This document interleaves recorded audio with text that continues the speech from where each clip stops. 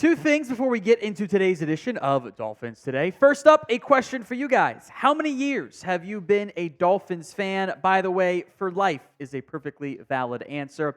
And as promised, the winner of our last comment challenge, that was Sean Murphy, a.k.a. at DolphFreak here on YouTube. Appreciate the truly over 100 comments Sean put in on a recent video. We begin with a trade rumor on today's show. This was coming to us from the Miami Herald. They suggested Miami should consider trading for Commanders defensive tackle Jonathan Allen. They did an article of trades the Dolphins could make. It was going up, trading back down, and also trading away 2 future picks for the Commanders' star defensive tackle. It was a 2025 third-round pick and a 2025 fourth-round pick. As a reminder, the Dolphins in line for significant comp picks in that 2025 class, so they've got extra draft capital to play around with. Now, if the Commanders said, yes, we will do this, I would do this trade in record time. I would get it done with unbelievable speed, and I would be ecstatic in the process. Adding a player of Allen's caliber makes me feel so much better about this defensive line room. I think Allen and Zach Sealer is not that different from a talent perspective, an impact perspective, than that of Sealer and Christian Wilkins. You're getting a high-end impact player, and in theory, the contract isn't as much as Wilkins, given the age factor, the contract time left, and you're giving up, an extra day 3 pick. So you're not quite getting 1-to-1 ratio from that perspective. But the timing would also allow you to do all these other things inside of the players that you did because you didn't franchise tag Wilkins, etc. This has been a consistent, 10 tackle for loss player, bunch of tackles, good sack impact as well. The pressures have always been very good. And by the way, it's normally tough for a DT on a bad team to get sacks and pressures because that team doesn't face as many obvious passing situations. I bet he would beat those numbers on Miami, given the fact that their team is a little bit better. So would you do that trade, a future 3 and a future 4, for Jonathan Allen of the Commanders? It is today's pinned comment, so if the ad comes here on YouTube, take advantage of it. Head down there. Y for yes, N for no. Now, look, there are some issues you have to clear and organize before the hypothetical trade even goes down. Number 1 is the contract. And you would probably look to extend and restructure Allen in the process here. There's no guaranteed money left on his deal. 2 years, he would be owed by Miami. $15.5 million this year, $17 million this upcoming season. But by doing an extension and a new deal versus the franchise that you're going to do for Christian Wilkins, I think you could get him for under what Wilkins had made. That would be my guess, given the fact that he is a little bit older. So I think you'd be able to get something close to that 25, 24-ish million dollar per year range. And with the way you would structure the contract, you're taking that $15 million down, it's probably going to be more like a $5 million hit in year 1. Maybe 6 or 7, depending on how you want to structure it.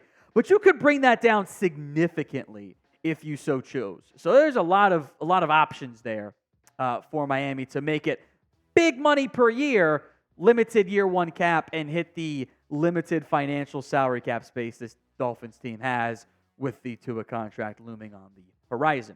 The biggest issue is this. It's a bad trade for Washington. You're trading away, I think, a top 10 defensive tackle and getting back future 3rd and a future 4th that you would assume is pick 90 and, pick 130-something. That's not good return on your investment for 2 years of team control over Jonathan Allen. It's not good. I would be fairly shocked if they're like, you know what? How can we say no? I would have my doubts on that deal actually going down. We'll get to some more rumors here on Miami, but the Dolphins official draft hats are out. Go to chatsports.com/Dolphins draft hat and get yours today. Different styles of brim, the snapbacks and the adjusted hats as well. Got the smoke color, which is kind of like a dark gray, and of course the aqua as well.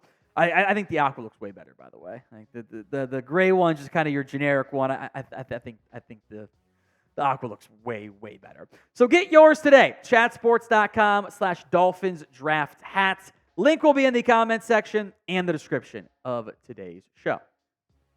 Now, Dolphins GM Chris Grier acknowledging this might end up being the final year for Terron Armstead in the NFL. And as we'll get into, his contract is adjusted as such to make that a possibility. Here's what Chris Grier said recently. We always know there could be the possibility with him. We're very respectful of his time, and to his credit, he is an incredible communicator. I've got to know him over the last couple of years. He's a fantastic person. So I'm very glad he's coming back because he has impacted that room so much with those young guys. So having him back is important. Plus, you're not trying to find the new franchise left tackle when the other options were not particularly great. So will this be Terron Armstead's last year with the Miami Dolphins? 1 for yes or 0 for no. I don't think it would surprise many people if it was Armstead's last year in the NFL, not because he's not good. When he has played, he has been a very good offensive tackle. He's been a Pro Bowler in 5 of the last 6 years. The 1 year he did make it, he only played 8 games. The problem is he hasn't played a complete 16-game season in his 11-year NFL career, or 17-game season, but even 16. Give him the extra day off, whatever, late in the season. Never done it. 11 years, he has always missed at least 1 game. That was in 2019. And missed 2 games in 2020 and 2014. Everything else, multiple game absences. At Armstead's age, he does turn 33 in July. 34-year-old injured offensive tackle. You can start to see why the Dolphins are acutely aware that maybe this is the final year for Terron Armstead in Miami. Given that Kendall Lamb has also said it's his final year in Miami, the long-term left tackle spot with Isaiah Wynn also on a 1-year deal, there's a lot of uncertainty there moving forward. Now, of note is Armstead's contract. Pretty low cap hit this year, just under $11 million, I believe.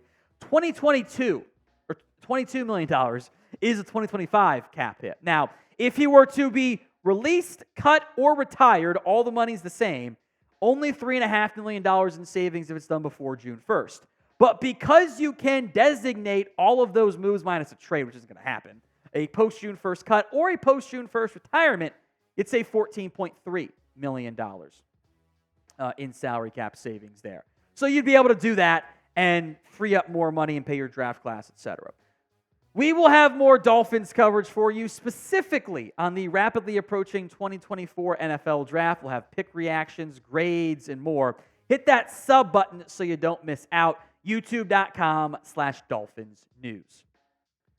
Speaking of the NFL Draft, very interesting report here out of the Miami Herald. They report the Dolphins are high on Texas tight end Ja'Tavion Sanders, a.k.a. JT Sanders. Here's what Barry Jackson wrote.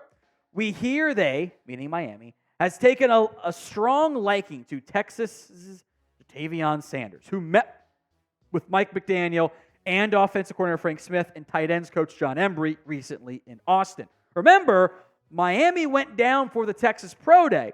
Most assumed, Byron Murphy, Xavier Worthy, A.D. Mitchell. What if it was for the tight end? So do you want to draft JT Sanders in round 2? Type D for you draft him. P for your pass. You want to go in a different direction. Sound off in the comments. Sanders is my number 2 tight end in this year's NFL class. I have that second, third round cheater grade on him, which is also me being a coward on the grades here at Chat Sports. Not a great blocker. I think the athleticism was not what I thought it was going to be. It was kind of a red flag disappointment there.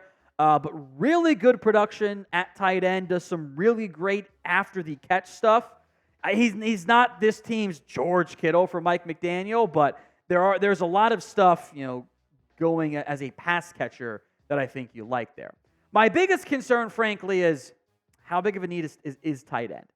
Do you need to spend one of your only 2 premium draft picks this year on a tight end? Or are you okay with Jonnu Smith, Durham Smythe, Julian Hill, and instead you draft an offensive lineman or a defensive lineman? Although, if they have Sanders as the best player on their board at the time, maybe that's okay. And maybe drafting BPA in the long run will be the best thing for them.